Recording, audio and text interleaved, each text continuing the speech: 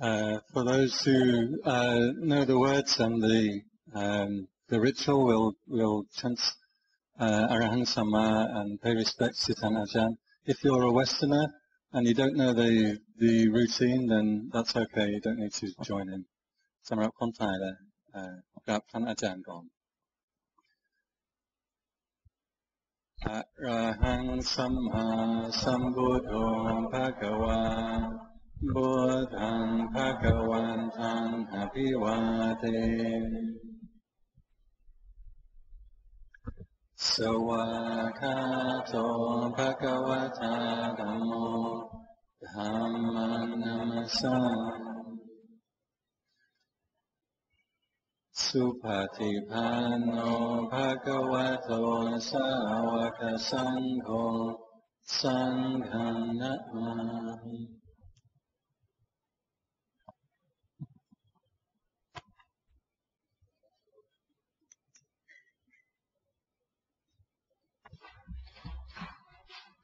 พรหมาจโรกาธิปติสหัมปติกัดอัญชลีนทิวรังยาจาธาสันติธาสัพพะปราชคสาติกาเอเสตุธรรมังอนุกัมปิมังปัจฉังกราบพระรัตนานิมนต์พระอาจารย์ขอพระอาจารย์ได้โปรดแสดงธรรมอนุเคราะห์ด้วยเถิดกราบนมัสการพระอาจารย์พร้อมกันครับ Can we ask people to turn off your mobile phones, please, before we start?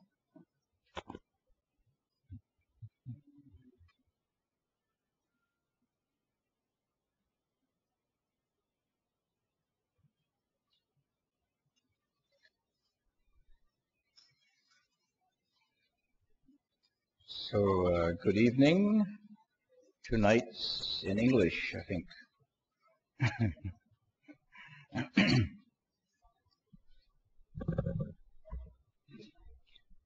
So the theme tonight is, if I remember rightly, transforming life's challenges into wisdom. And the context for this is that we have some experience in meditation. So maybe I should start off is there anybody who's completely new to Buddhism? Oh, it's an expert crowd. It's the advanced class tonight. Okay. Because otherwise if there are new people, I have to make sure I don't just go into jargon, Buddhist jargon all the time. So the purpose of this particular theme is to give you, I think, a little bit of a link with our everyday life situation and the purpose of the Buddhist teachings. I'm sure we all know what challenges are in life, but how do we transform them? And wisdom in this context, I don't know if it means very much to you. I know when I was younger, when I was still, before I was ordained, I was at university and the word wisdom was not very much used. There was lots of talk of information and knowledge and maybe a bit of understanding if you passed the exams. But wisdom was very rarely mentioned. So maybe it's usually, or at least it was only reserved for the class in Buddhism. So these days maybe wisdom has a great variety of meanings for you. Maybe it's something totally new. In the Buddhist language, we have the Pali word panya, which is kind of a fundamental concept. The eightfold path of spiritual practice in Buddhist teachings, they say morality, meditation, and wisdom. And of course, in the Thai tradition, a lot of these words have been kind of absorbed into the language, so we can refer to it quite easily.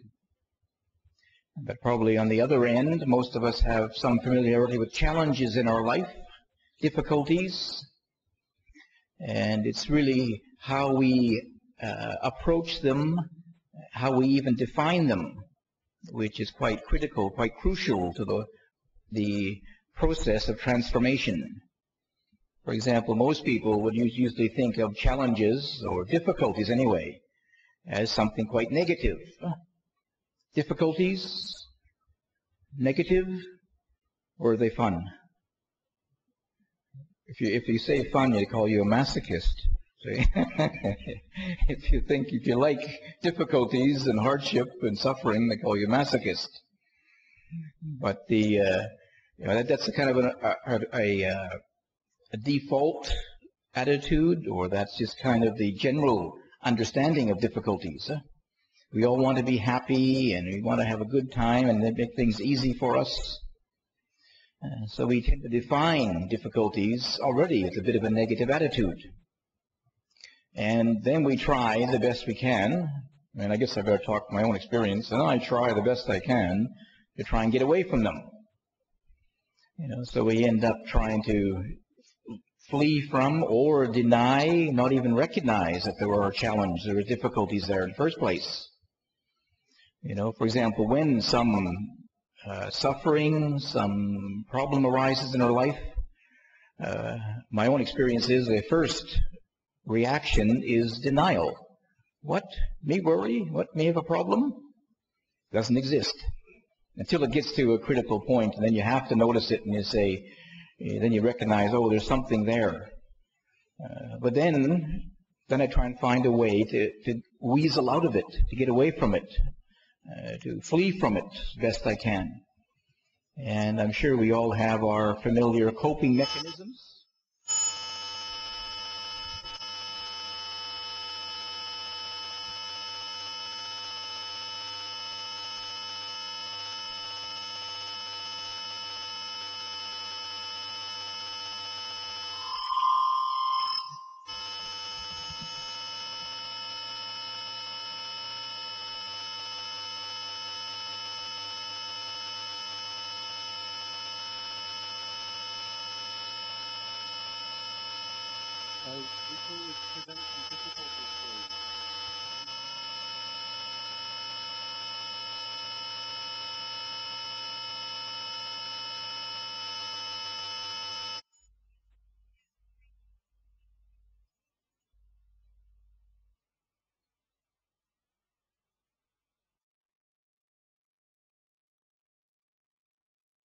Okay, it should be okay now.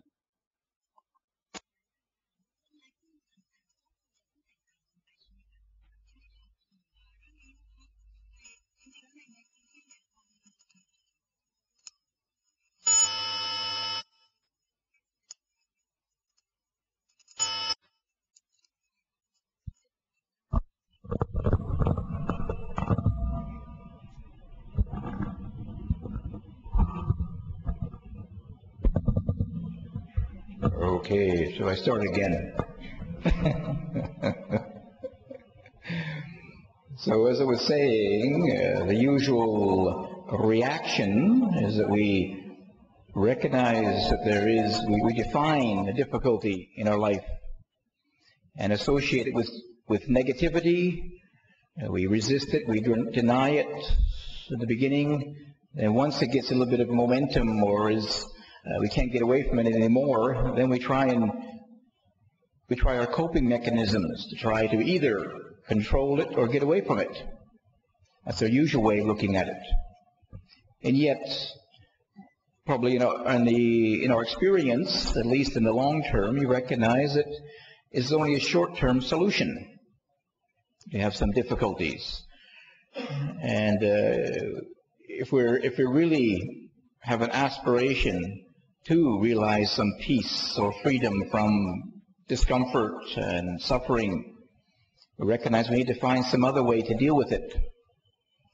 So we're very fortunate that we have the Buddha's teachings that gives us some particular tools to use, and some particular method of training, and some context for it. For example, one of the most fundamental of the Buddha's teachings is called the Four Noble Truths. And the first of these noble truths is that there is a concept called dukkha, translated in Thai, or translated in English as suffering, which has been a bad translation actually, because some of these words from the Pali language was not very developed, so some of these words contain a great deal of meaning. And unfortunately, some of the early translators, they tried to get one simple word for each Pali word. So the word dukkha gets translated as suffering, which in the context of the Four Noble Truths is not quite right. Should be more something like, I would say, incompleteness or imperfection. Because it's not just saying that life is suffering, which has unfortunately has been the conclusion or assumption of a number of people. If the Buddha is saying that life is always miserable and painful, that's called pessimism, not Buddhism. And I wouldn't have followed up on Buddhism if I heard that myself. I had enough suffering without getting it rubbed in my face, you know. But when we look at it, it's really pointing to an existential aspect of our life. Because all things are incomplete. Even happiness is incomplete. It doesn't last forever. Then we're going to have some discomfort out of it. If we're trying to always be happy, it's going to come to an end. We're going to be disappointed. So what the First Noble Truth is really about is that any kind of experience is incomplete. The only complete experience is awakening, nibbana, enlightenment. Everything else is incomplete. And then if we don't realize that, if we take it and on face value, we're going to get disappointed, frustrated, because it doesn't fulfill our expectations. So the Buddha is pointing out this reality of life. And also, I think it's important to recognize that the Buddha was a spiritual practitioner. He wasn't a philosopher. So his teachings are not a kind of a philosophical statement. They are tools for meditative reflection. So the Buddha is not saying absolutely, all conditioned things are incomplete. Absolutely. This is a reflection.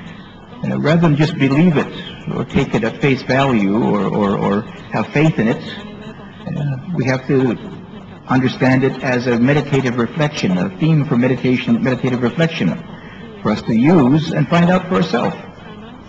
One of the stories in the scripture with Ajahn Chah, my teacher, often talked about was that the Buddha's right-hand disciple, Sariputta, was listening to one of the Buddha's talks. And the Buddha gave this talk, and at the end of it, the Buddha turned to his right-hand disciple and said, Sariputta, do you believe me? And his right-hand disciple said, no, I don't. The Buddha praised him for that. Very good, very good. And the point was that he was listening to it, he took it in, he listened to it, he didn't just believe it, didn't just take it at face value, but he would investigate it now. He had enough understanding, enough wisdom to receive it, and then he would put it to the test and try it out and find out for himself. So it's fundamental in the Buddhist teachings that it has to be realized each person for themselves. At one level, it can be helpful if we have a certain amount of trust in it, in the Buddhist teachings. Just if you trust the signs on the road, you trust that they're right, so that it can lead you, direct you towards your goal. But you don't believe them absolutely until you get there. You arrive at your destination and say, hey, yes, those signs really were right. I know for myself. I have confidence now that they were right. But at first, we have a little bit of trust in it, enough that we can actually follow those teachings and find out, put it to the test then. So the Buddha is giving us some guidelines. And as a meditative reflection, this teaching about dukkha, to me, is a reminder that there is this aspect in life. Because before I understood the Buddha's teachings, of course, I didn't want to recognize suffering at all. I didn't recognize dukkha at all. It's just life was going to be happy and wonderful forever. That's when I was very young. But as I grew up, began to recognize there was a few cracks in the edifice of happiness. You get sick, and my grandmother died, and my aunt died, and so it wasn't so perfect after all. And actually, when I came across the Buddhist teachings for the first time, and when I was at university, somebody gave me a book on Buddhist teachings, and when I came across this teaching about dukkha, I was actually very impressed. Because here was a teacher who wasn't just talking about love and light all the time. He was talking, and his first fundamental teaching was all conditioned things are imperfect. They're incomplete. And they will give rise to suffering. He didn't have to dress it up. He didn't have to make it attractive and fancy for people. He was talking about reality. That's how I understood it. But in Vancouver at that time, there was no place to practice. You could just read about the Buddhist teachings and get some interest in it, but there was no place to practice. So then I filed it away in the back of my mind and went off traveling. And then I had an opportunity in Sri Lanka to actually practice the teachings. I checked myself into a meditation center. I was part of the tourist trail. There was a few of us did that, but most people just stayed on the beach. I went to the meditation resort rather than the beach resort. I was in Sri Lanka, so I thought, well, here I am in a Buddhist country, and I was given the address of a meditation center, so I might as well try it. I never know when I'd find myself in such a situation again, with having a teacher and a place and the teaching available. So I spent 1 month in a meditation center. And I had the experience that the Buddhist teachings is something that one can practice and get results from. My first understanding, I wouldn't say insight, my first understanding of the Buddhist teachings was about cause and effect. We create the causes and we get the results. And then we do the practice and we get the results. Very scientific. And I was studying science, so this appealed to my scientific mind. It wasn't a matter of praying and hoping or praying to some deity somewhere for a favor or something. One follows the practice, follows the Eightfold Path, and then the results happen. Just cause and effect. Well, not just just cause and effect in theory, but of course the practice was a little bit more complicated because we're dealing with our own mind, the human mind. And most of us don't have a lot of understanding of how our mind works. So with this kind of foundation of recognizing that the Buddha is giving us a direction to investigate suffering, unsatisfactoriness, incompleteness in our life. And then he gives us the tools to use. Basically, this is meditation exercises. And in the whole context of the Buddhist teachings, there is, of course, the foundation of morality, the right way of living. Then there is a certain degree of understanding. Fundamental to understanding is a trust, at least a trust in the principle of cause and effect. That we can actually follow a path, we can do some exercises, we can actually do something and get some results. If we believe that it's all due to fate or destiny, it's due to an accident, or due to some celestial being, then it's very hard for us even to start. We don't have much trust in applying the teachings to find out. It depends upon, I guess, the degree of interest one has specifically in the Buddhist teachings. My own experience was that we needed just enough to get started, because the real point is to get the practice, to do the practice. I could have stayed in the university and got my PhD in Buddhism, but I have no chance actually to practice it. And I came across the scriptures when I was in Thailand, and looking at some of the Buddhist teachings, some of the things the Buddha said, he keeps talking about meditation, meditation, meditation. What's that? So to me, that was the real heart of it. And then how to do that. In the very beginning, I didn't have a teacher, but there were enough books around to give some basic instructions and some basic guidelines of how to get started. So I found a monastery in northern Thailand, and I thought, when I was very young, I thought, well, I can just do it myself. You know, it's Buddhism is a bit of a do-it-yourself religion, because you got to rely upon your own devices, your own energy. So I didn't want a teacher, and so I just started off by my own. And I think I had some experiences, but in the meantime, questions began to arise, because even if one follows the blueprint, follows the instructions in the book, applying them to one's own mind is a little bit different. You know, for example, the instructions say, sit down and watch the breath. Very simple. But for most of you, you probably have the experience of trying it. Sit down, watch the breath, and what happens? It takes a while to find the breath.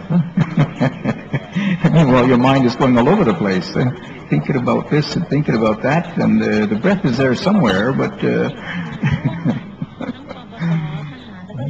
when I was visiting one Thai teacher up in northern Thailand, he gave me one of his books he'd just written, and he asked me to translate it into English. So I opened the first. This teacher is very, I think he's very skilled in concentration exercises. So this book he wrote was about what happens with developing concentration, or samadhi. So in the first paragraph he says, in Thai, I can read Thai by then. The first paragraph says, literally, you sit down, close your eyes, watch the breath, and then you go into the white light, and then you start hearing celestial sounds, and then it was the first two sentences. So I thought, I don't think I can translate for Western people. I can imagine somebody sitting in a bed sit somewhere in London reading this and totally spacing out.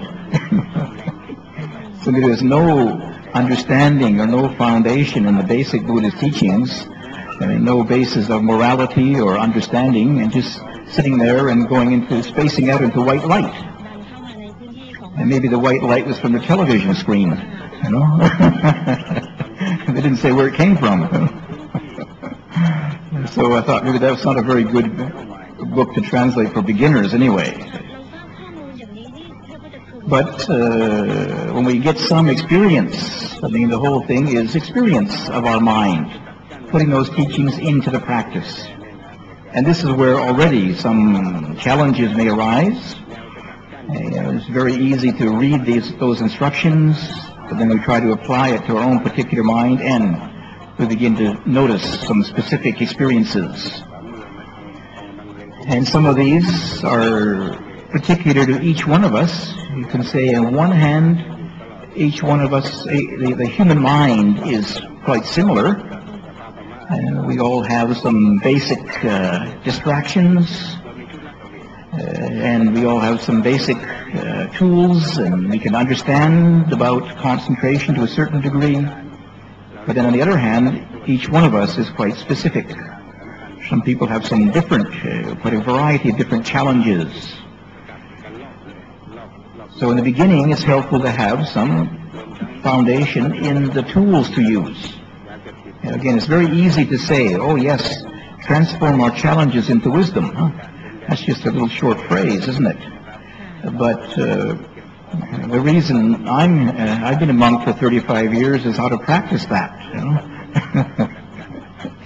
If I could just read that and do that, I probably wouldn't have come to Thailand and become a monk. But I realize that it takes quite a fundamental shift in our understanding. Because at first, my initial understanding of meditation was just peace of mind. I studied engineering, so I had many thoughts in the mind, and most of them were pretty useless, actually. All about tresses and trusses and kinds of things like that. It wasn't very helpful to learn how to live peacefully in the world. But my first understanding was, meditation is about peace of mind. So the way to do that is to develop concentration. If one can focus one's attention on some object, for example, breathing, and just focus on breathing well enough, all the rest of the activity of mind quietens down. So I found a place up in northern Thailand and did that for about 3 months. And you can imagine, with nothing else to do, but sit meditation, walk meditation, watch the breathing for a few months, even my mind quietened down. And when I give meditation retreats now, most people can have some little taste of peace of mind, quietness of mind within a few days. But the limitation is that this is not actually, the activity of mind, the disturbing thoughts are not really gone. They're just put to sleep temporarily. So when the mind lets go of the breathing, all the thoughts and worries and things come back again. And that's a little bit of a shock sometimes, because you thought, well, if I do this exercise, I get peace of mind, and we just assume it's permanent. And not only is it a shock, but it's even more painful in a way. Because once you've tasted quietness of mind, and then all the worrying thoughts and confused thoughts come back again, it's twice as bad. Not only have you got all your confused thoughts back again, but you've lost your tranquility. So it's doubly bad, doubly painful. So I practiced for about 3 or 4 months, and I got some little bit of peace of mind, but then I couldn't keep it up. And in fact, I got sick after a while because I was a bit obsessive about meditation, just sitting and walking about 15, 16 hours a day. And if you want to develop refined meditation, then eating is a bit of abstraction too. Because after you eat food, you tend to get a bit sleepy and dull. So I began to give up eating also. But after a few months, the body complains and resists, and eventually I got sick. So I couldn't keep up with this concentration practice, and all these thoughts came back again. And my first reaction was, I guess Buddhism doesn't work then. It's not my fault. It's Buddhism's fault. But fortunately, I had a second thought, which said, maybe I've got the wrong perspective on the Buddhist teaching. So I picked up the book again, and I read the Eightfold Path, morality, meditation, and wisdom. Wisdom. What's that? I forgot something here.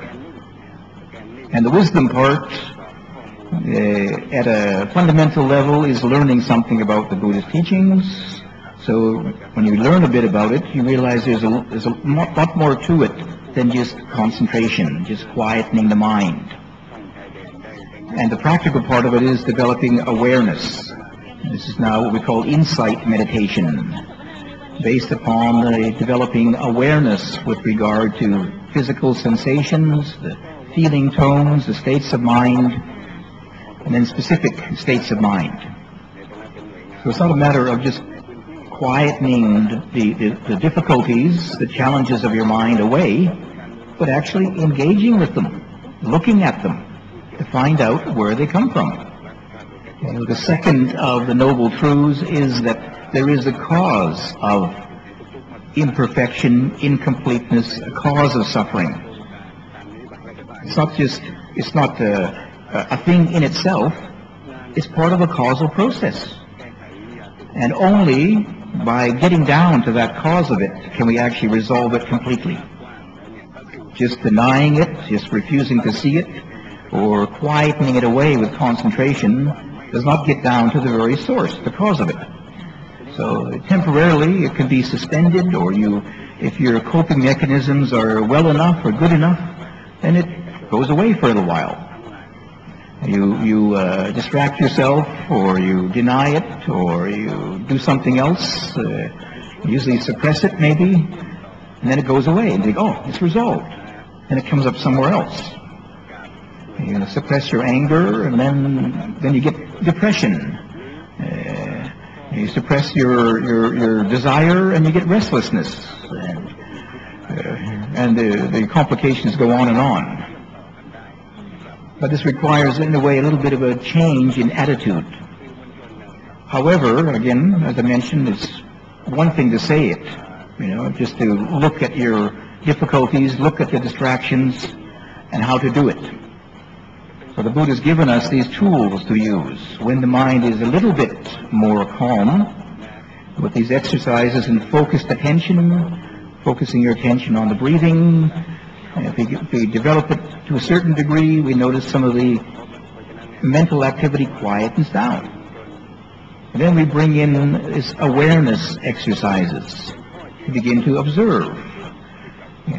If we develop concentration to a really refined degree, then the mind gets so quiet, there's nothing to observe, just calm, which is good sometimes, but doesn't allow us really to study the nature of the mind. So it's always a little bit of a controversial point, I must admit. Different teachers have different views about how much concentration one needs. Some teachers say you need a really, really deep concentration. There's 4 different levels, basically. Some say you need at least the first level of absorption. Others say you need the 4th level of absorption. And, I guess each teacher has found a technique which works for them. So I'm not saying they're wrong, each individual, but, my own preference, I asked many teachers about this, and the teacher who I believe gave me the best answer, an answer that I like, when I asked Ajahn Chah how much concentration, how much calm we need, he just said, just calm enough. I say, yes, but what's that? He was a great master of giving enigmatic answers. And of course, I actually, if having studied engineering, I would like to have heard him say 1, 2, 3, or 4, nice and easy. But he said, just calm enough. And then I was sort of, what's that? What's that? And of course, he said, just enough. Padi. And then it took a while before I realized the profound wisdom of that. Because there's many different ways that one can understand it. First of all, calm enough for insight. Okay, not too calm, but just calm enough that one can see more clearly. That's the most important one. And then, each time and each person has a different answer to it. Sometimes you come and try to sit meditation, and the mind is already calm. Right? Anybody notice that? Come on, somebody. maybe on Saturday morning or something after the weekend. Or some individuals, they already have a certain calm character or temperament. And I've met people who they just seem they're going to glide through life. Everything is life in rye. They haven't got a sticky mind. Doesn't stick on things. Doesn't worry about things. And so they don't have to develop a lot of concentration. In a way, they already have a kind of a calmness of mind as a temperament. And if you say, you've got to have the first absorption before you can get anywhere, then they spend quite a bit of time trying to develop this concentration, and they already have enough calm to develop a bit more awareness, a bit more insight meditation. And it also requires to find out what is calm enough. You've got to do it yourself and find out. The danger is we go to a teacher and ask him, how much do I need? How much do I need? And rather than ask yourself, how much does this mind need at this particular time? That was another one of Ajahn Chah's basic ways of teaching, was to try and get each one of us to find out and observe our own mind. Observe what our mind is doing, rather than depend upon him. And that was very useful, because now he's passed away. And if you're depending upon him to answer how much concentration or what level of enlightenment you're on, too late.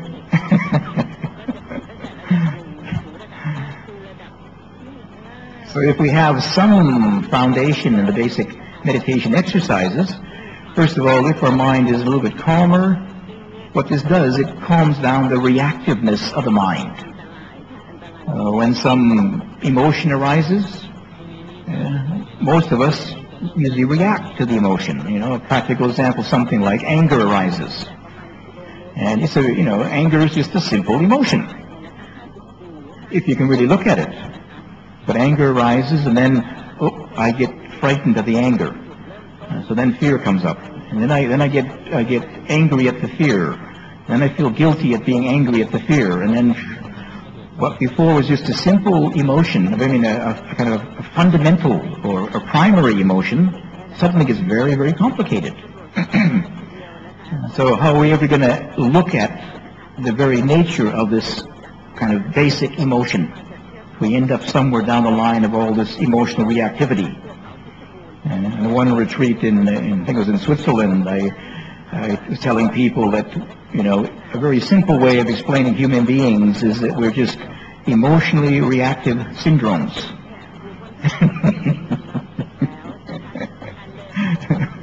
That's what we can become aware of in meditation. We just see the reactions. And it just happens automatically. We're just conditioned that way. However, if we have a bit of calmness of mind, what it does, it calms down that reactiveness, so we don't get spun out into all this reactivity, and allows us to look at some of the basic states of mind, the basic condition of the mind then. And developing this exercise in awareness, this is a quality which we can develop. The Buddha is encouraging us to develop. In fact, the Buddha said in one of the scriptures, the development of awareness, or mindfulness is the jargon Buddhist word, sati in Pali, that developing this quality is a direct way to awakening. And how many of us can recognize the value of awareness? Or you need a certain degree of awareness to kind of find your way to Ban Ari after work. But it's actually a quality we can develop to a very, very refined degree. First of all, it starts off with a certain amount of ego, of self in it, of course. The kind of natural kind of awareness is self-awareness. Or we can say in a more correct way, self-preserving awareness. I only see the things that I want to see. I only see the things that myself allows me to see to support my self-view. However, if you can develop this quality, it becomes what we call a spiritual power. And it begins to see the true nature of reality. Not just seeing what I want to see or what my ego allows me to see, but can see through this veil of delusion, to the real nature of reality. And this can happen any time, actually. If you can be a little bit more aware in a continuity, more continuously aware, you can begin to see through your self-images. But this requires a little bit of either development or at least some trust or respect for this quality. So we develop these, and this is what you can say in one sense some of the meditation practices are for, meditation exercises, to develop these qualities. Every one of us has concentration. But not everybody, and maybe even only a few people, have developed it to a degree which is a spiritual power now. All of us have awareness, but not many of us have developed it to the degree of a spiritual power. Of course, when these qualities are being developed, it also brings in other qualities. I mean, when the mind has concentration, there's energy, there's joy, there's lightness, there's expansiveness of mind. Not just concentration alone, but it supports and gathers in other qualities. So if we have these qualities to some degree, then what we can do, not only do we have these supportive tools, the reactiveness of mind is quietened down, it also, concentration gives us a certain objectivity. You can actually, there's a bit of space. When the reactiveness is quietened down, there's a space in the mind between seeing something and reacting to it, or seeing something and responding to it. This can be a little bit dangerous sometimes. You know, when I was up in Chiang Mai developing these exercises, then I was going an alms round in the local village. There's one place that I would go to, if I walked past, it was a motel. And I was never quite sure if anybody was awake at 7 o'clock in the morning or 6:30 in the morning. But it was worth stopping there because when they were awake, they used to give some good offerings. So I came by there one day, and we're just supposed to stand there and wait for them to see us. So standing there, meditating, and I heard the door open up. I looked up, and this great big guard dog came out, about this big. And the dog saw me, but the owner didn't. And this dog came bounding down the track, down the path, and charging towards me, and jumped into my face. Ruff, ruff, ruff, ruff, ruff. And I just stood there and watched it. I was so spaced out. But surprisingly, because I was so spaced out and didn't react, the dog kind of barked at this and sat down, looked up totally bewildered, and walked away. He was barking at a tree maybe, or something. It didn't react like everybody else. If I had probably reacted, it would have chewed my nose off. So too much concentration can be a dangerous thing, but so watch out for it. But calm enough gives us the space, the possibility to be able to observe some of these things that arise in our consciousness and our mind, so we can begin to not only become familiar with what is going on in our mind in a more objective way, but it gives us the possibility to look behind it. What's the cause of it? And this takes a little bit of investigation, perhaps. You know, there is one level of awareness, just being aware of, what they call kind of bare awareness, being aware of these particular phenomena happen in the mind. And sometimes just being aware of them is enough. For example, my first lesson in meditation from this book I read on Buddhism, I couldn't understand very much of it. It was about Zen Buddhism, very complicated to me anyway. But one thing I did remember was that this book said, there's no future, there's no past, there's only the present moment. Is the only reality. And of course that's right. I could believe that. Yes, only the present moment is real. The future is a plan in your mind right now. The past is a memory in your mind right now. So it's only now is the only reality. And then with that basis, I began to look at my mind. And I realized I was hardly ever in the present moment. I was almost always planning the future or reliving the past. My goodness, if the only reality is the present moment, I'm not living in reality. So I tried this little exercise. Whenever I notice my mind going into the past or the future, I try and bring it to the present moment. And it was really hard work, because there was a very deep conditioning there, a very deep habit I developed. But when we have the calmness of mind and awareness, it allows us the possibility to observe what's rising into consciousness as it arises. And when you can observe some of these phenomena, it also gives us the possibility to look a bit wider, look behind it. What's the causes of it? And when we do that, then all these things before which we're trying to deny, trying to get rid of, can become very, very interesting things. Not only is it very interesting to know what goes on in your mind, but in the process, when you begin to understand some of this stuff, you find you can actually let go of it. A lot of these things in the mind are, I don't want to belittle it, but they're just kind of intellectual garbage. I remember sitting in the forest up in Thailand and trying to watch my breath, and all the fragments of old pop songs going through my head, going on and on. It took about 6 years.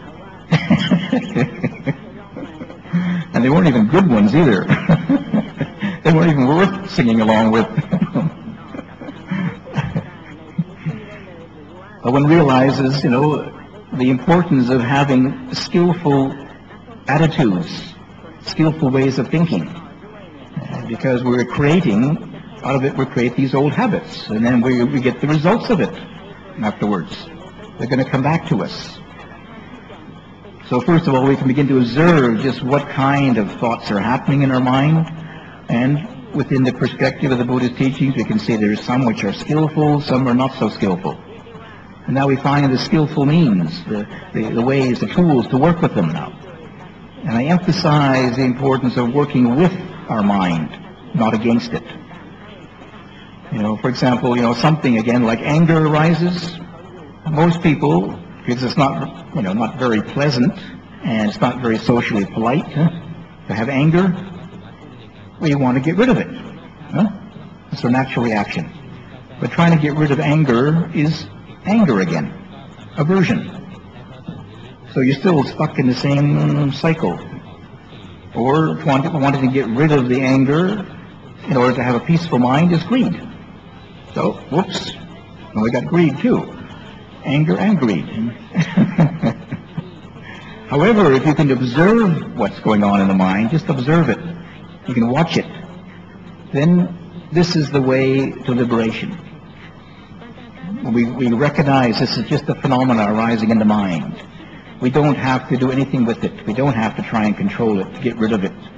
We just observe it. This is just a phenomena. And in this development of awareness, insight meditation, we by trying to observe the way things really are, we begin to see some fundamental truths of reality, what's called the three characteristics. And these are the deeper level of reality. There are thoughts arising in the mind, but you observe the thoughts. To keep observing the thoughts with some continuity, you begin to see some common characteristic of these thoughts, and these sensations, and these feeling tones. They're all impermanent. They're all arising and passing away. They're all changing. When we realize this, we don't hold on to them. We don't grasp them. We don't make more out of them than they are. We kind of step back a little bit, allow the thoughts to arise, and if the thoughts are, useful, if they are beneficial, you can engage with them lightly. You can try to encourage them. You find out what increases them, what develops them. There's some unskillful ones that arise, some not very helpful ones. You find out what causes it. You can remove the cause, or you can find out ways that they will decline, pass away. To begin to work with our mind now, in a very skillful way. Trying to work with something like anger, for example, is the practical one. This requires a certain amount of calmness of mind. It calms down our reactivity to it, allows us to see it. And one of the fundamental experiences of seeing this, said something like anger, there's a credible amount of power there, credible energy there in that. So if you're trying to suppress it, you guess where you get exhausted. It takes energy to suppress this energy of anger. Or if you can tune into it, you can plug into it, you can get a real charge out of it. Doesn't mean you're going to, you have to recharge your anger also. We transform it now, we transmute it. This energy, this negative energy, this reactive energy of anger, you can transmute it now into spiritual energy, into vitality, into wakefulness, into awakening.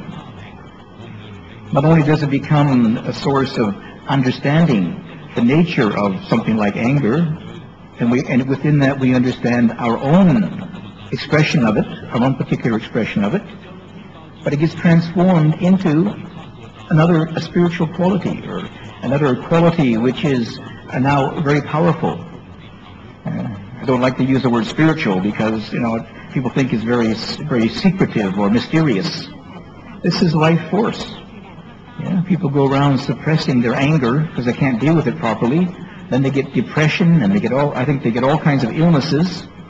Probably the basis of a lot of ailments is suppressed anger. For example, that's just one example. There's lots of things we can't deal with in a skillful way. But not only does it become a source of understanding the nature of yourself, but it can tune into those energies, and this leads to waking up, awakening. What we're awakening to is the real nature of this self and all of its expressions. Basically, the self is expressing itself through these particular challenges, difficulties. And if you're going to just deny them, not look at them, you can't really understand the nature of the self. So you're always going to be a prisoner of it. It's only by knowing it that we can let go of it. We can free ourselves of it. And we think if we don't see it, we're free. No, you're not. It's got you from behind now, see? You don't see it over here and it's over there now. The self is very clever. But now if we understand that the whole purpose of the Buddhist teachings is to waken up to what is right there before us. Wake up to greed, aversion, delusion. Wake up to all these things in our mind we would usually try and get rid of and deny. If we keep denying them, we're going to end up with more delusion, not awakening, not enlightenment, but more darkness. And as the Buddha's given us these tools to use, and it's not just inspiring us and giving us a nice philosophy, but he gives us tools to use. And we're very fortunate these days because there are many opportunities. When I was trying to practice the Buddhist teachings, there was no opportunity in Canada about 40 years ago. So I had to come to Asia. And, I quite like Thailand, except for the mosquitoes and the heat and the... But now we have many teachers available, and then I also had to go into the up country in the forest monasteries. And I first met meditation in Sri Lanka, but then somebody told me, if you really want to learn meditation, you should go to Thailand. There's many meditation masters in Thailand. But they forgot to tell me that these many meditation masters don't speak English. So I had to study Thai language too. Which is actually, sometimes it's easier to talk about Buddhism in Thai because a lot of the Buddhist words are in the Thai language.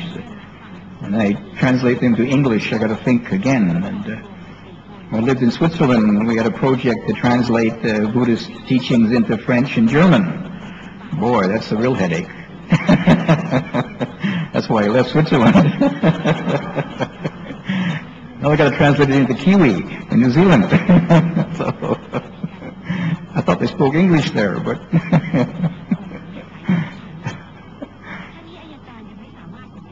so we have the possibility, to transform what normally are difficulties in our life. I use I think a bit more neutral word challenges, the challenges in our life. Probably if I said something like, if I even mentioned the word suffering or whatever, or difficulties, half the people wouldn't have come tonight. But challenges is a bit more politically correct or spiritually correct. And then, we get our own experience. I mean, wisdom, there's many different ways we can define it. A simple way, I like one translation, I forget who it was actually. They define wisdom as knowing yourself. Knowing other people is knowledge, but knowing yourself is wisdom. And this fits in quite well with the Buddhist teaching, because not just superficial self, But the whole nature of the whole basis of our suffering is because we don't know the true nature of the self and at all of its different levels. Not just the personality level, but the level at an experiential level too, an existential level too. You know, what our belief system is and what we're actually holding on to, identifying with. So wisdom then becomes the result of putting these teachings into practice and knowing about ourselves. And knowing about it, knowing yourself, wisdom is, in its widest sense, in its truest sense, is liberation. When you know yourself, you can let go of the self. You can forget about the self, because the self is not the whole picture. If we don't understand this, I think most of us are limited, or by definition, anybody who's not enlightened is limited by their attachment, identification to the self. So they only see the world through themselves. And yet, the self is only a small part of reality. The transpersonal is the bigger part of reality. And if we're limited, our knowledge, our view of the world, our wisdom to just knowing our little self, we miss out the greater picture of reality, the transpersonal. So we can see through that, our awareness opens up to what we call non-self, or the transpersonal. Then you can really understand the true nature of reality in its widest, fullest aspects. If we're able to move between, or beyond the self, this is real liberation. So we can really experience true peace of mind and freedom from dis-ease, discomfort, disharmony completely.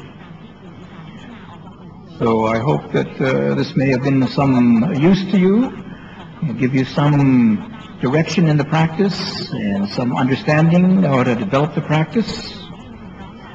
And also part of it, I think now the greater part of it, is the continuity, to continue with it. We have these teachings available to us, now to put them into practice. And rather than only studying about it, we need to apply it and put it into practice before we get the results. And then you'll be able to see it for yourself. So I think I should pause there this evening and give you some time for practice.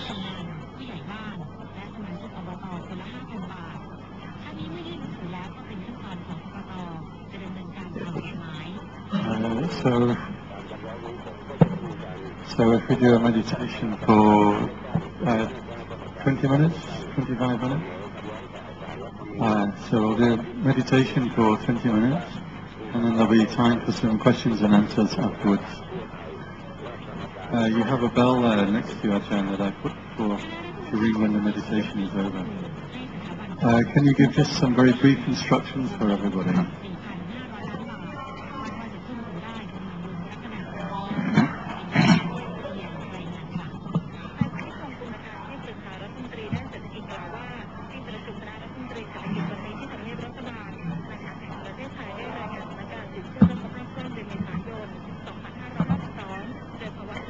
So just take up a sitting posture, a reasonably comfortable sitting posture.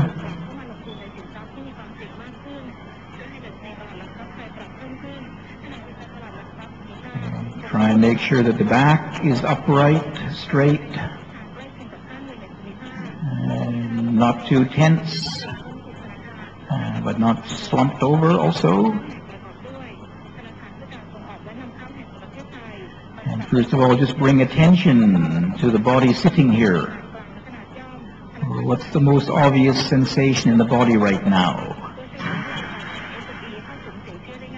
Body sitting in the chair, on the cushion. You feel the weight of the body.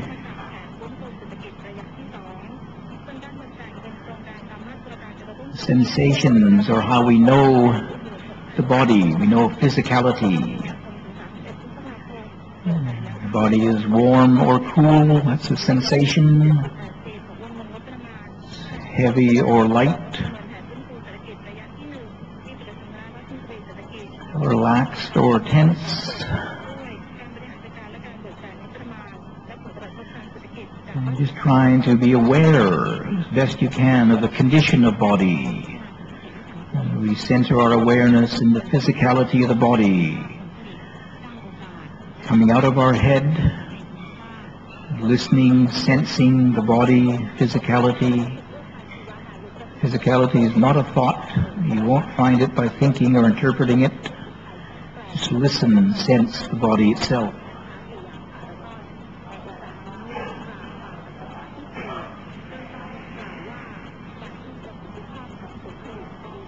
And then we turn our attention to the sensation of breathing,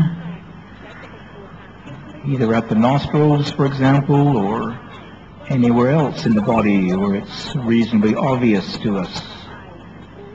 Could be the rising, falling of the chest or the abdomen, of the inhalation or the exhalation.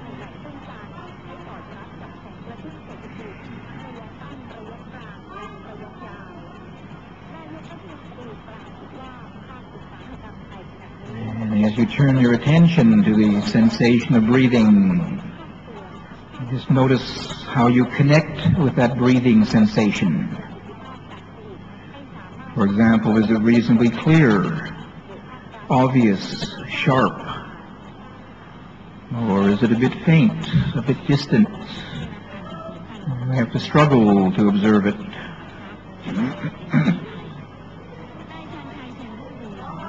Are we able to follow the inhalation, exhalation with some continuity? Or does the mind wander away from the breathing? Just noticing that condition of mind.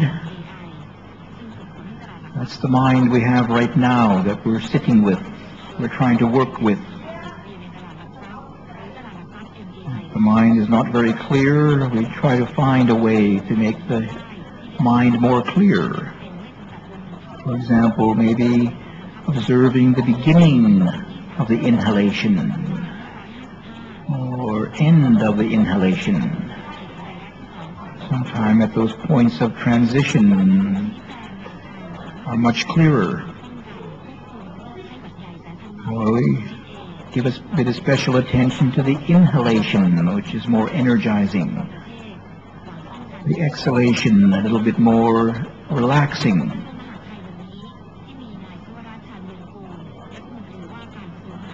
And if your attention is slipping off the breathing, gently, patiently, we turn the attention back, noticing when the mind is on the breathing, when it's off the breathing.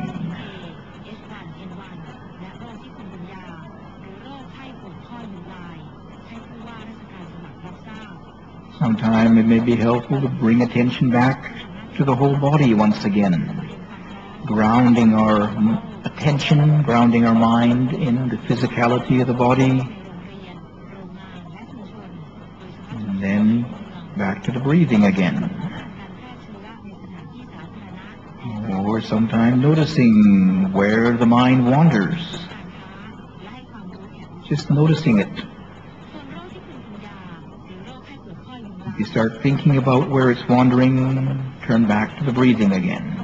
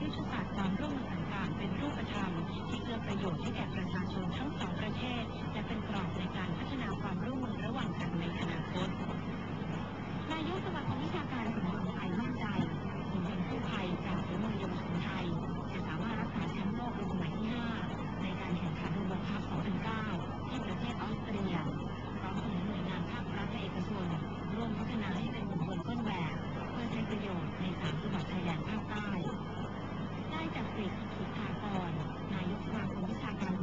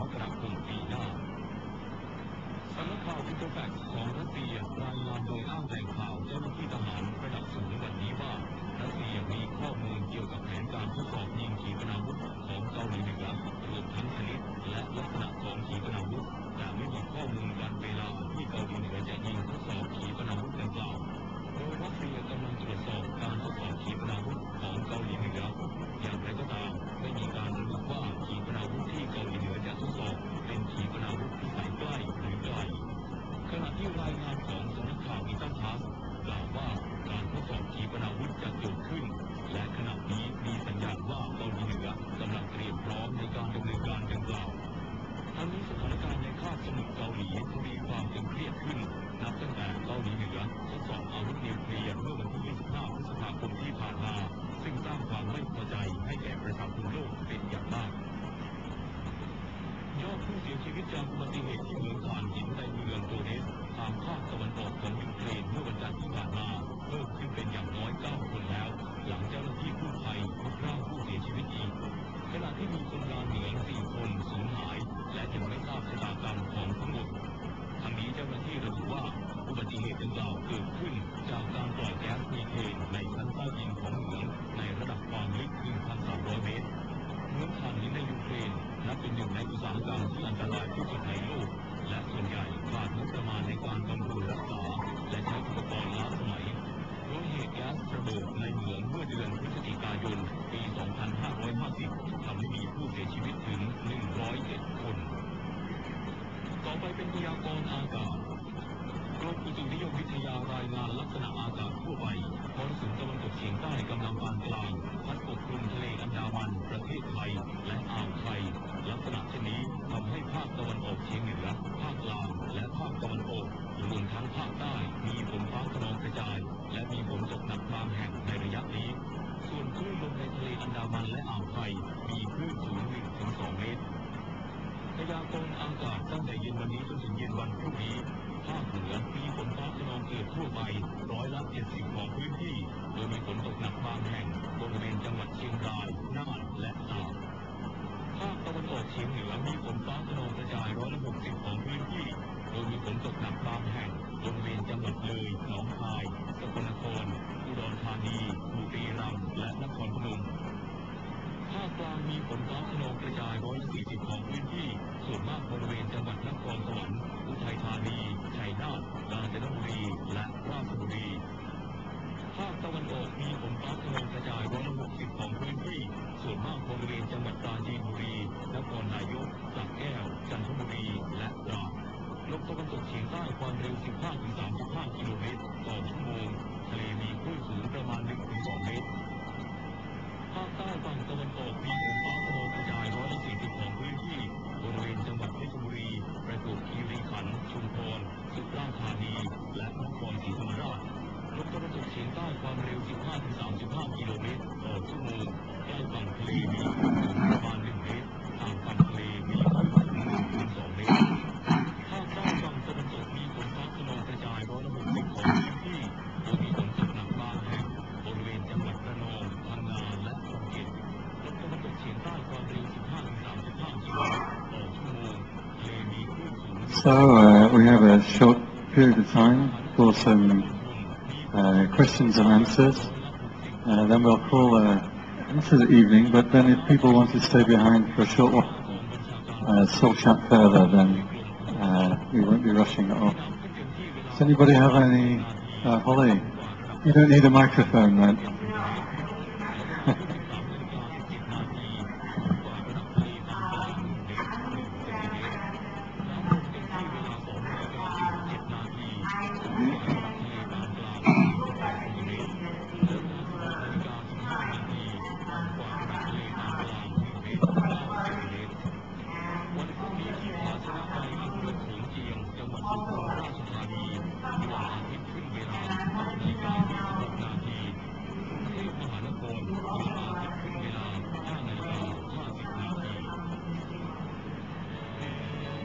Can I repeat the question for the people outside, because they couldn't hear. You're not quite that loud. Dr. Holly was asking that Ajahn Chah and Ajahn Man used to be quite fierce monks, And she's asking, is it like that in Ajahn Siradhamma's temple in New Zealand?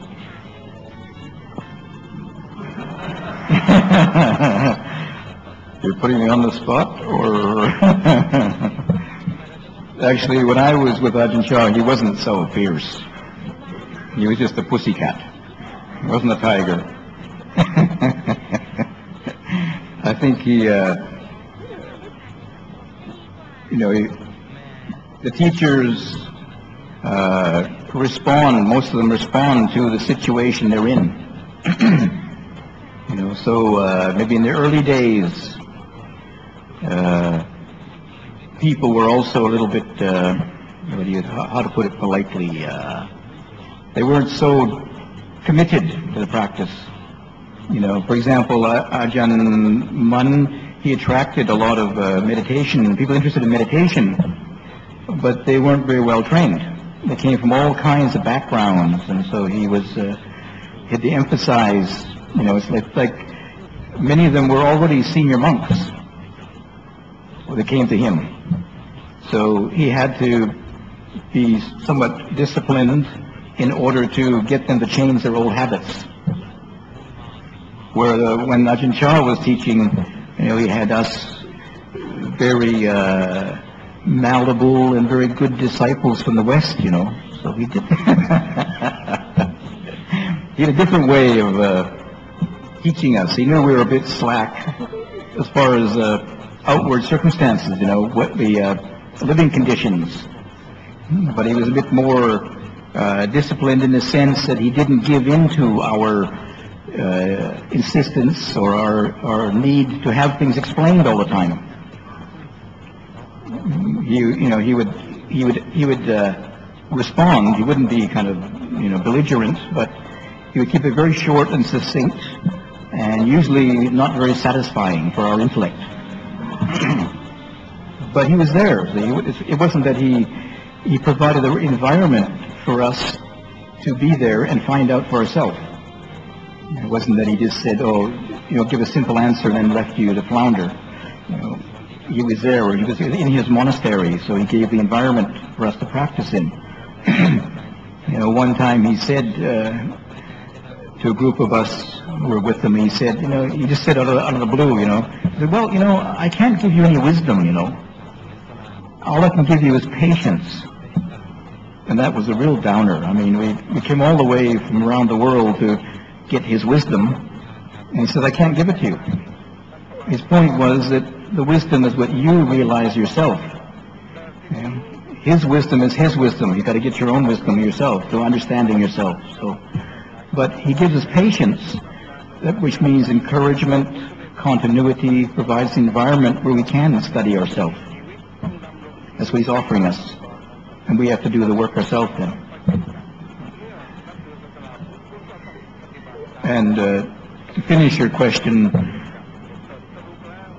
it's pretty easy in New Zealand.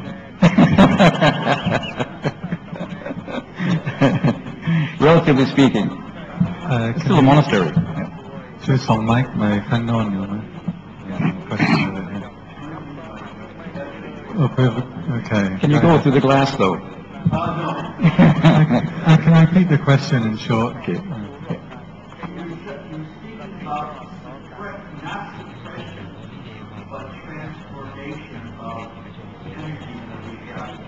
Do you have a particular example of that in your life? You mean my own experience? I gave one last night. Shall I repeat it again? It's one of the better ones.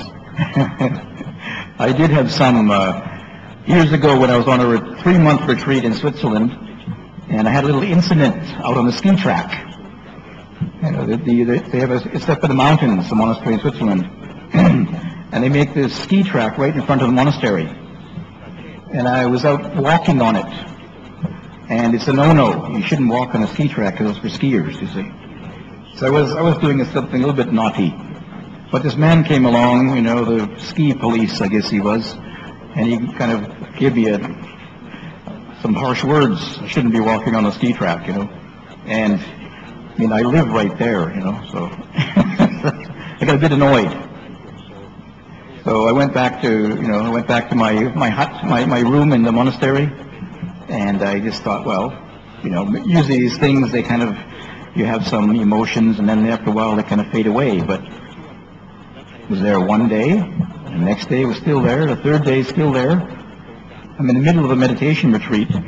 It's a little bit of a disturbance, So maybe I should follow my own advice and look at it. So I turned my attention to this emotion, and then I find the easiest way is to look in the body, where it's actually being expressed in the body, because there's a more tangible point, rather than if I go into the emotion, I start thinking about the emotion or emoting about the emotion, you're right back here, and there it is. This irritation is actually just behind my heart. So I was looking at that, and then just trying to observe, trying to increase the awareness, and it was on a meditation retreat, so there's some concentration. And after about a week of this, suddenly it shifted. And it wasn't irritation anymore, it was resentment. And this, I have a long history with that. All these memories came up, all the resentment through my life, and it took another week to work on that one. But it was still manifesting. So there's something, I understand, these things are part of a whole causal process. So I'm trying to look back, what's behind it? And it's usually, it's not quite so simple. You have to bring up the inquiry, you have to kind of probe into it a bit, you have to increase the concentration, maybe go away from it, develop more awareness, and see when it's strongest and when it fades away, and it's quite a process. So it took another week, and it transformed into frustration. Another big story in my life. Wow. A long story, that one too. So the same thing, I looked at that because it's still manifesting, and then the fear arose. And then I know when a fear arises, to me that's the most fundamental emotion. So I'm getting close to the source. So after that took 2 weeks, that one. But 2 weeks of investigation. But then, in this particular context of the meditation retreat, and then it shifted too. But this time, the fear went away, and there was just this colorless, pulsing energy. It doesn't belong to anybody.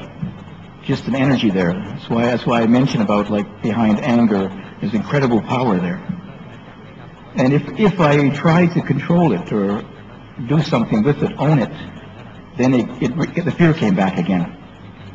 And then the whole fear, frustration, resentment, and then just went back to just observing this experience without trying to do anything with it, without bringing my self-reference into it. And I realized, I try to find a word in the Buddhist language for this, because it's not often talked about. And my interpretation is this life force. There's 3 fundamental bases of life in Buddhism: consciousness, heat, and life force. So it wasn't just consciousness, it wasn't heat, it was this other one, my interpretation. Yeah. Aha, yes, it is possible. I mean, within the, it requires a bit of, work, and also, besides these particular qualities of concentration and awareness, I would also add it takes some flexibility and creativity, because this stuff is unique to us. I said yesterday to somebody, I said, we got to stay one step ahead of the disturbances. You got to be one step ahead of the ego, because it'll try any means to cover it up and distract you and disturb you, but keep with it.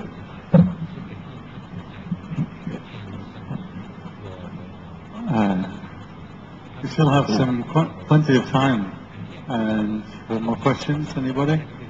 It's very rare that we have the chance for 10 minutes in the series. I know if we come through Bangkok, so.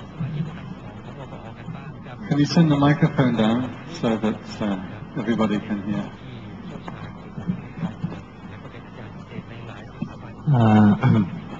what best advice would you give to a person who lives in the city? I mean, being in a... With all the noise. Like I said, in a retreat, in a monastery, everything is quiet and there's no problems, but when it's finished, this big shock, and you go back to the city and the real life, so, like, what best advice would you give, like, a few things to focus or take back from the environment of the retreat, back to the city life, the life in the city? Well, I think, first of all, you have to be quite creative how to integrate it into your life. I had quite a bit of... In Switzerland, I gave many retreats for people in the busy, very competitive society, Swiss society. And I found people were, they appreciated coming and doing these intensive retreats, but the real question was how to do this outside the retreat. And so I put a lot of energy into that. And I suggested people that, first of all, the formal way is as helpful to keep up the formal exercises. It's helpful. Some kind of formal practice. Your own personal practice, maybe to be kind of versatile with that too. I would suggest people have their own personal practice to do every day. Maybe helpful to have a group you can go to once a week. Maybe go to retreats somewhere in a monastery, or get some teachings or retreat center sometimes, a few times a year, maybe even longer retreats. So you have a range of different experiences in different meditative environments. It's quite different practicing on your own than practicing in a group, for example. And you get some extra support from the group. And the informal way is, the purpose of the retreat, the purpose of meditation is to develop concentration, focused attention, collectedness, calm, and awareness, clear seeing. So if you look around in your life, see what aspects of your life will help to support that.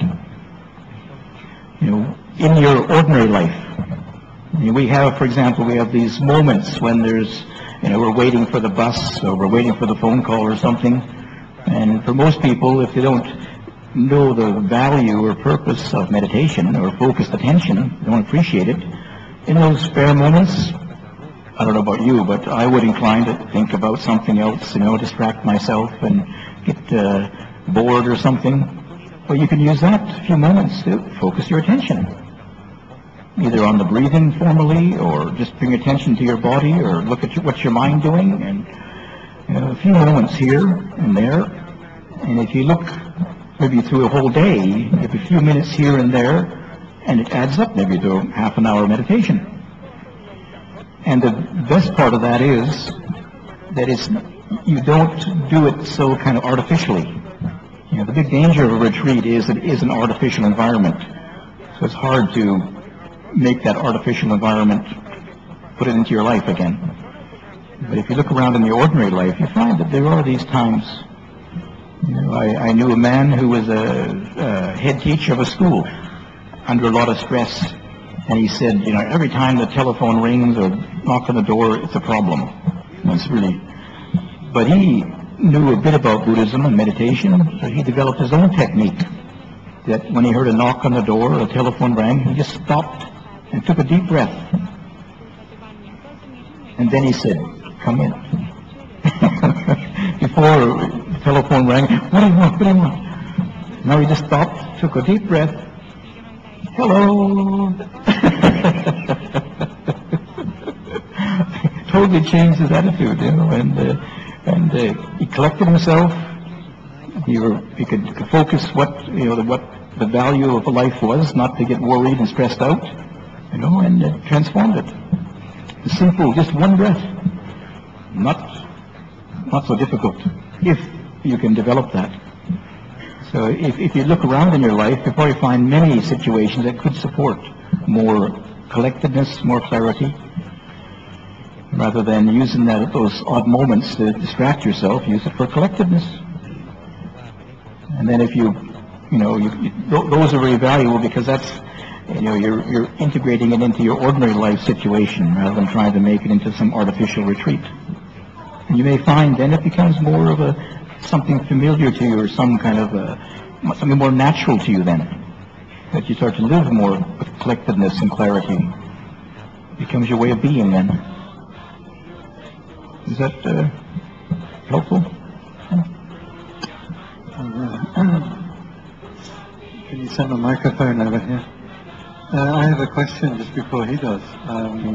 That some 15 years ago when I was on retreat with you in Switzerland, you mentioned there's one person there, he was very keen on jhana and concentration, and he pointed out there's a difference between the meditation exercises and really doing Buddhism or really doing meditation.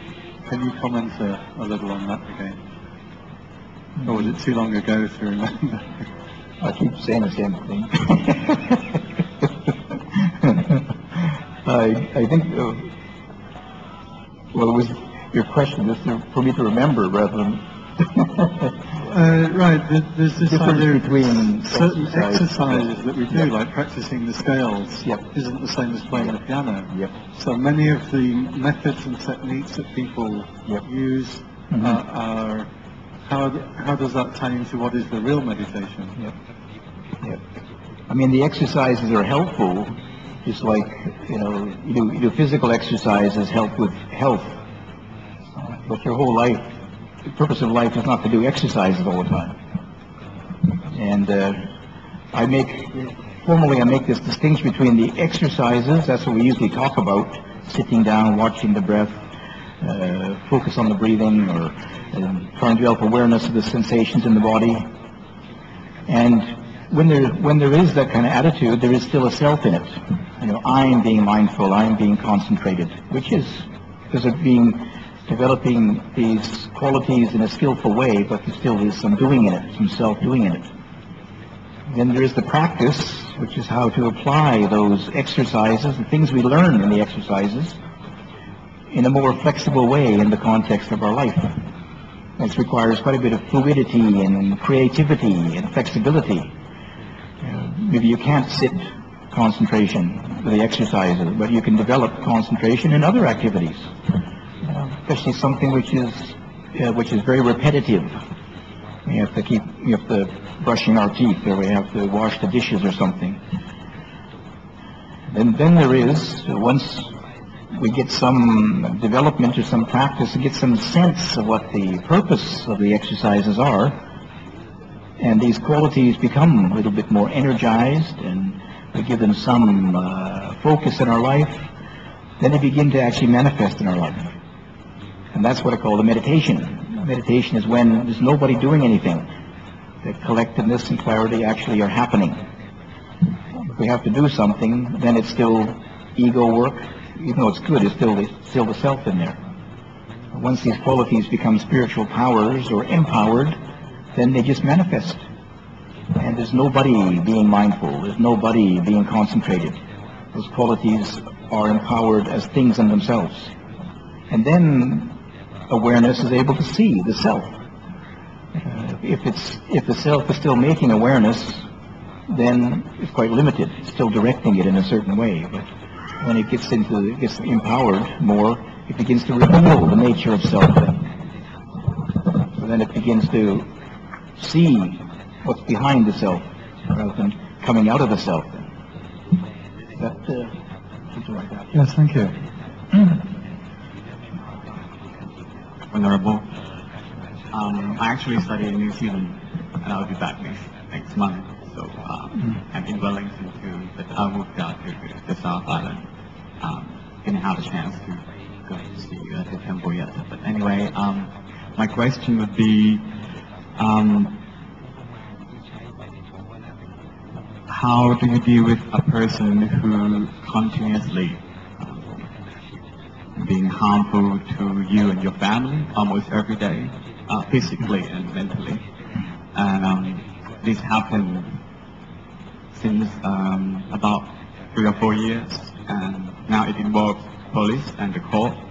And that person still call us almost every day and send us emails and SMS. I know that we have to deal with, we have to meditate on that. But sometimes, and even you say that you need some weeks to deal with one particular emotions. But for this, as it happens almost every day, and it happens to your family too, I wonder whether you can give me advice how I can cope or deal with that. Thank you. I mean, every personal situation is different. It's hard to particularize, but the foundations of the Buddha's teachings are that harmlessness is a skillful thing, harmlessness, non-reactiveness. But we have to be realistic too. You have to be able to defend yourself. But keeping in mind that still harmlessness is still the foundation. And sometimes it may be helpful to develop special meditations. There is a meditation on friendliness, metta. For yourself, it is said in the scriptures that when a person who develops this meditation on friendliness, may I be well, may others be well, that they actually are protected. It protects themselves too. I think psychologically looking at it, I mean, if you're developing this meditation, you're creating a space where you're not reacting in a negative way. You actually, may I be well, may they be well, even though they harm me, but may they be well, rather than just going into our usual way of reactiveness, negativity, harm, which is going to generate more. There is it's a kind of a principle of not reinforcing those old negative habit patterns. And it takes some practice and some trust to do it, because it can seem kind of a bit crazy to actually wish your enemies well. But if you have some trust in it and you can apply it, then what happens is the kind of the duality, the conflict, can begin to kind of resolve or dissolve away because of non-reactiveness. I mean, it's not a kind of an absolute end-all, an antidote. You still have to defend yourself. You still have to protect yourself, but it's bringing in a new element which we wouldn't normally. And, the usual principle is just one of reaction to reaction to reaction, and that's what we call samsara. The cycle of just keeps repeating the same patterns again. This is a way to step out of it. And I know somebody in Northern Ireland when I was there, and then they said, they have this difficult person at work, and what to do about them. I didn't know. I haven't got any answers. I say friendliness. And she was a meditator, so she said she knew this. And I just said the friendliness. She said, oh no, not that one. This person is so unpleasant. I just can't be friendly to them. I said, you got any choice? I guess not. So she tried it. And I used to go every 3 months. So I came back in 3 months, and I said, how is it? It's actually better, she said. I came back another 3 months, and I said, well, how was it? She said, it's totally resolved. Because I wasn't reacting. This person actually, they were one of these drama queens, you see. They wanted, the reason they got some life out of people reacting to them. They couldn't get attention by being a nice person, so they got attention by being a nasty person. And when the people didn't react back to her, the movie script didn't play out, and she ceased being a drama queen and quit. I mean, I was surprised too, actually. But I was encouraged that I can use this example now. It sounds a bit funny. It sounds a bit, many people, to be friendly to your enemies sounds a little bit, I don't know. Rationally speaking, it sounds a bit funny, but I know it works. And I also advise people to use this. I actually teach it more in the sense of an insight exercise. To actually be friendly to your own pain and negativity and anger and these, which are, I can say you can transform them, but we sometimes need extra supportive tools. If you can be more friendly to your anger and your pain, you have a different relationship to it. Normally we want to get rid of the pain, and then you try and get rid of it, and you reinforce it. You tense up, you affirm it, grab hold of it to try and get rid of it. And it's like the glue syndrome. You grab hold of this stuff, anger, negativity, to get rid of it, and then you're stuck on you. And this is a way of not buying into that old syndrome again. Okay, it's there. There is something to be friendly to. When you're more friendly to it, it kind of opens it up, and it makes it softer and begins to shift. And you see it has some fluidity to it. There's a bit more space to work in. That's meditation or exercise I can suggest. I think we have time for one last question. Outside is also okay. We can pass the microphone out to you. You don't have to shout through the glass. So if anybody outside wants to ask a question, you can raise your hand. Going gone, I think. Okay. First of all, thank you very much for this inspiring talk. I have also a quite personal question. I just 4 weeks ago, I lost my life partner opposite this building at the cancer hospital after 3 years of fighting against this illness. And now I know that everything is fine as it is now, but everybody tells me also I have to let go. Some advice on this, how actually to let go. Thank you. I mean, it's letting go is a very high practice, and I would say that rather than philosophize or try and do it, I would talk more about the mechanisms. In order to let go, you have to see what it is to let go. So, just like the practice of awareness or mindfulness, it's actually bringing things up. And when you bring them up, you see them in a different way. What we are first perceiving is things. Is maybe in this case, maybe something like grief. Grief. When we are experiencing it, for us, it's very much a personal thing. There's identification. We're actually, I'm in grief. There's a dualistic situation here. I and my experience, my emotion. But if we bring awareness to it, we begin to see, and especially something like this friendliness, we begin to see that this is a bit more dynamic. When I'm a bit more friendly, it allows me to open a bit more softer, gentler way to these experiences, even the negative, especially the negative ones. Because those are the ones which we usually really harden around, which we really identified with, to try and get rid of. And we need to bring these things up. In a way, what happens is when we bring them up into consciousness, they kind of go up and out of consciousness. Because they're not, in reality, they aren't what they appear to be, what they seem to be. So it's a matter of, I would say, getting in touch with these experiences. That's the only way you can let go. Because if we think about it, it's like I'm still thinking in terms of me and my thing to let go of. So I'm still thinking in this dualistic way of relating to an object that I have to resolve or have to get rid of or do something with or let go of. But that's not how it is resolved. It is suffering, it is a disharmony, it is a difficulty because of my relationship to it. We identify with these, me and the thing. So now how to get rid of it.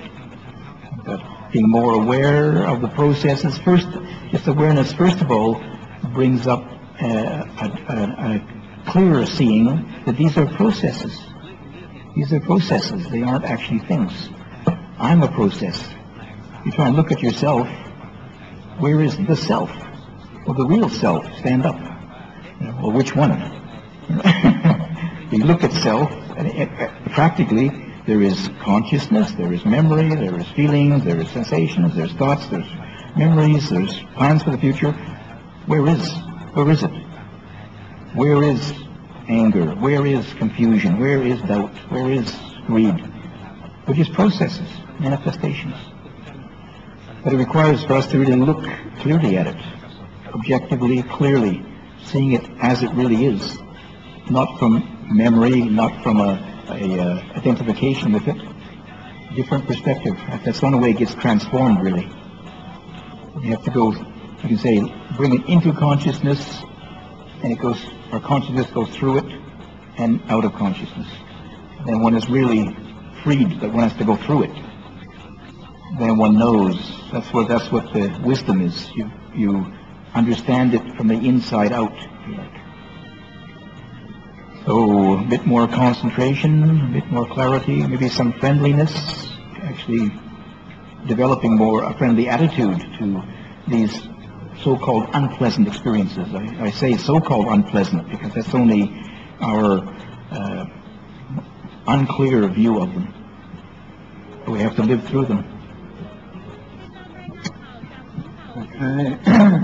Actually, you haven't been aware of it, but there's been a big battery running out sign flashing just behind your head. I saw it on the window there. So we're hoping that's just the camera battery, not your own battery. So we'll call it a night there. We'll still be around for a short while afterwards if people want to hang around. Thanks to Ban Ari, as always, for continuing to provide all these fabulous facilities for the propagation of Dhamma, all free of charge and given to us here.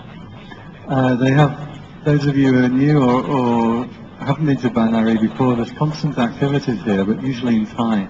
But all the same, it's still very good to come down and join in with some of the meditation events here.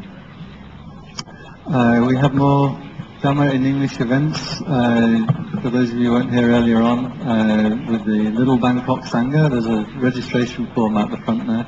So those of you who are interested in other Dhamma events in English that we have in different locations around Bangkok, then either connect with one of us or put your name down at the front there. And thanks first of all to Hamajan Theradhammo for coming and sharing the Dhamma with us this evening. Just hand over to Sindira and then we'll sort more.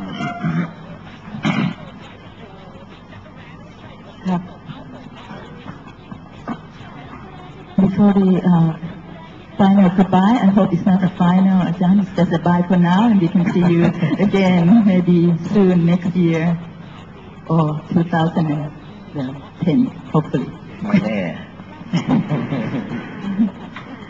So this is Ajahn Theradhammo. I can say that I feel very blessed to be in front of him again after a year away from the monastery. I can encourage you that the practice in the monastery is a real blessing, and I would encourage everyone to practice, as Ajahn said, at least once a year or twice or 3 times or as often as you enjoy it, because you will feel a real joy. I think the practice of Dhamma is when you feel joy in your heart, and that is how I have always felt under Ajah's practice. So thank you so very much, Ajahn. And if you'd like to go further on into our website, www.forestsangha.org, we have a few of the notices to give away, but if you run out of it, you can just please write it down after this, and that will link into all our monasteries all over the world. So that is St. Charles Francis. And finally, there are retreats coming The one in a short distance is on this coming Saturday at Pak Chong, and that is 2 hours from Bangkok. And which I can give information if you are interested to join Ajahn Siradamo's half-day teaching, but that is in Thai though. So sorry, but we can try to manage the English one next year if Ajahn is around. Maybe an overnight or not a week. Okay. And the other one that you may join is, when is the next retreat, Ajahn, in our monastery? When would it be? So October. October. So you have plenty of time to think about it. It's a lovely, lovely place to visit. And I would say thank you once again for your kind contribution, for your time and energy. It's a lovely and beautiful energy in here, and hope everybody can feel the Dhamma energy. It is so powerful. And thank you for your kind contribution for the books. There are some more books putting out there. Most of them are in Thai, but if you like to read the English version, there are a few books of Ajahn Chah on the shelf of Ban Ari. And once again, thank you, Kunmai and Ban Ari, for the very, very warm hospitality. May you and all grow in Dhamma. Thank you. Anumotana Satu.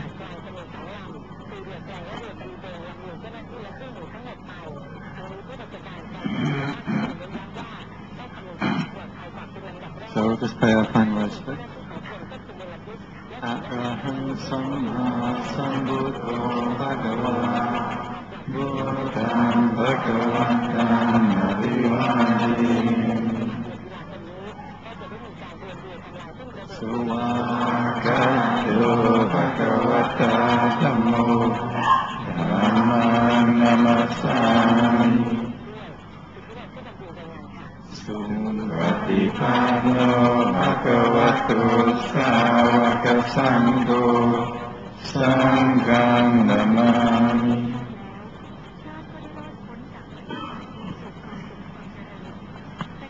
So good night and have a safe journey home.